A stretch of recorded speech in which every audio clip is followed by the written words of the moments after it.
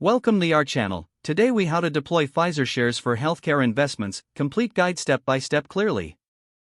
Begin by researching Pfizer's current share price and market trends. Analyze Pfizer's financial health, including revenue growth and profit margins.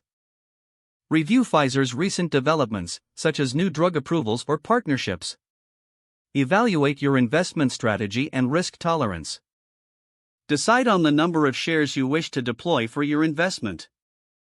Consider setting a specific budget for your healthcare investments, including Pfizer shares. Open a brokerage account if you don't have one already. Ensure the brokerage platform supports trading in Pfizer shares. Fund your brokerage account with the amount you've set for investment. Use the trading platform to search for Pfizer's stock symbol, PFE. Review the order types available, such as market or limit orders. If you're using a market order, specify the number of shares you wish to buy. If opting for a limit order, choose the price you're willing to pay per share. Execute your buy order for Pfizer shares and confirm the transaction. Monitor your investment over time for performance and market changes. Stay informed about healthcare sector news that could impact Pfizer and your investment.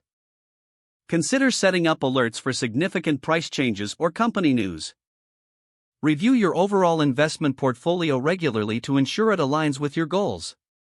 Plan for the long term, keeping in mind potential market volatility. Make adjustments as necessary based on performance and changing strategies. If the page does not load, refresh the browser or try again in a private or incognito window. Make sure you are using the correct email address, then retype it carefully to avoid small typos.